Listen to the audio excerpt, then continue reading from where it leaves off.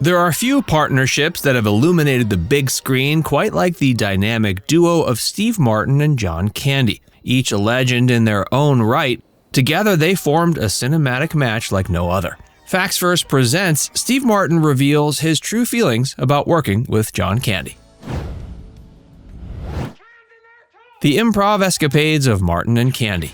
Unscripted humor is an art form, allowing comedians to unshackle from the rigid structure of scripts and showcase their genuine comedic genius. Such was the atmosphere that the iconic John Hughes created for his actors, and Uncle Buck in 1989 became a true testament to this freedom, allowing John Candy to unleash his comedic prowess. But it was during the filming of another Hughes classic, Planes, Trains, and Automobiles, in 1987, where the improvisational chemistry between Candy and Steve Martin became both legendary and, at times, problematic. The film follows the desperate journey of Neil Page, played by Martin, who's trying to make it home to Chicago for Thanksgiving. Circumstances push him together with Candy's character, Del Griffith, an irritating yet endearing shower ring curtain salesman. As they stumble from one transportation disaster to another, the antics and humor never seem to end. The nature of the story opened doors for countless comedic moments, but when you combine the talents of Martin and Candy, what you get is pure, unfiltered hilarity. Their natural inclination was to deviate from the script, playing off each other's wit, much to the chagrin of the camera crew. Despite the film being a comedic gem, not all was rosy behind the scenes. The chilly New York winter of 1987 brought with it challenges, especially when it came to improv. Shooting conditions became particularly difficult during exterior scenes, with Hughes opting for a one-shot shooting technique. This technique, though creative, became problematic when either Martin or Candy would go off script, causing the crew to constantly adjust to capture the unplanned exchanges. Reflecting on these challenging times, Martin once shared, quote, "It was getting ridiculous, covering everything 50 times if we ad-libbed. All this ad-libbing was making the camera crew swing around us in the camera car again and again to cover the shots. Candy and I finally agreed not to ad-lib anymore." Nevertheless, through the biting cold and unscripted challenges, one thing was clear. Martin and Candy truly enjoyed their time together on set. Martin later went on to fondly refer to Candy as one of his best acting partners. Today, Planes, Trains, and Automobiles remains an enduring symbol of holiday spirit and gratitude. The emotional heartbeat behind the humor. Planes, Trains, and Automobiles is more than just a comedy. Beyond the hilarious misadventures of a stranded marketing executive and an overbearing shower curtain ring salesman is a film that's deeply rooted in emotion, relationships, and the complexity of human connections. Year after year, families and fans gather to relive the memorable journey of these two mismatched characters, transforming the film into a cherished Thanksgiving tradition.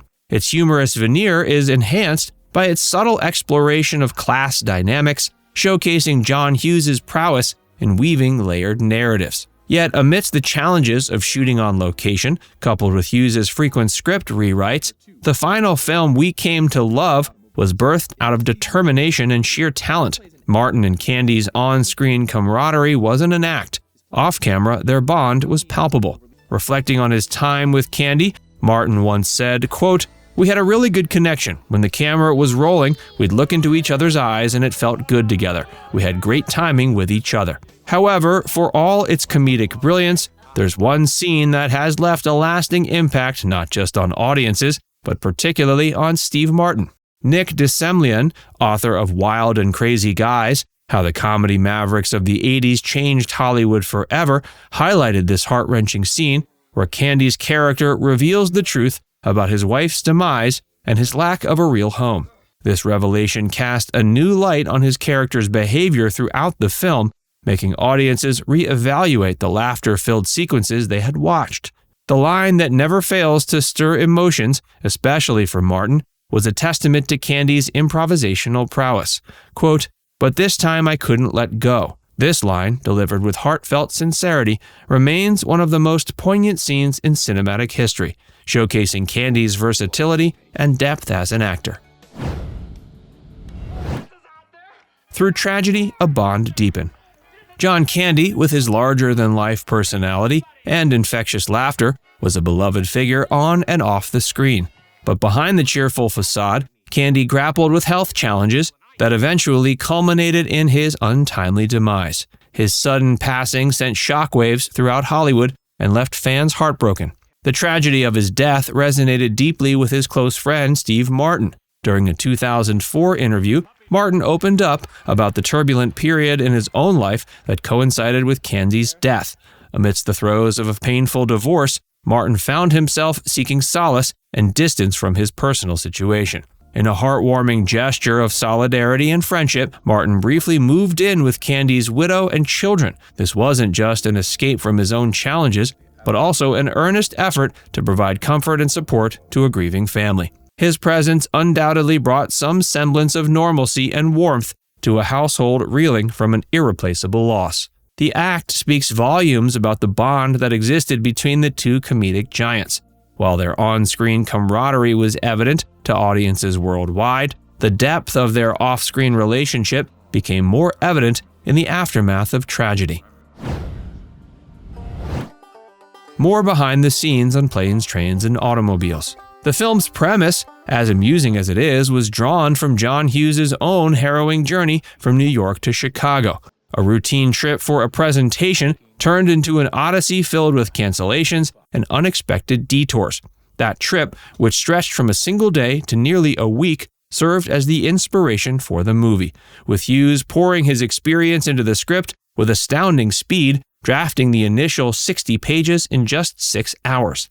Though Hughes had previously collaborated with director Howard Deutsch on classics like Pretty in Pink and Some Kind of Wonderful, he took the directorial reins himself for the project, especially after Steve Martin came on board. Interestingly, Martin initially found the 145-page script to be unusually lengthy for a comedy, and indeed the first cut of the film was an epic 4.5 hours long. Behind the scenes, memorable moments were abundant. A memorable interaction between Martin and actress Edie McClurg, filled with colorful language, was so pivotal it tipped the movie's rating from PG-13 to R. And in a curious twist of Hollywood fate, a scene featuring future Star Trek Voyager star Jerry Ryan was reshot without her, despite her contagious laughter during a bus scene. Adding to the movie's rich tapestry of tales is the revelation that an Elton John song, penned specifically for the film, never saw the light of day due to a dispute over recording rights. And in a touching nod to realism, Hughes' choice of the film's ending was influenced by a candid, unguarded moment of Martin laughing, which was captured without the actor's knowledge. In the end, whether it's the tantalizing glimpse of a yet-to-be-released movie, she's having a baby in one scene, or the intriguing stories of scenes shot but never shown, Planes, Trains, and Automobiles remains a masterclass in storytelling and the rich tapestry of experiences that go into making a film unforgettable. Now it's time to hear from you. What's your favorite memory of John Candy? Let us know in the comments section below.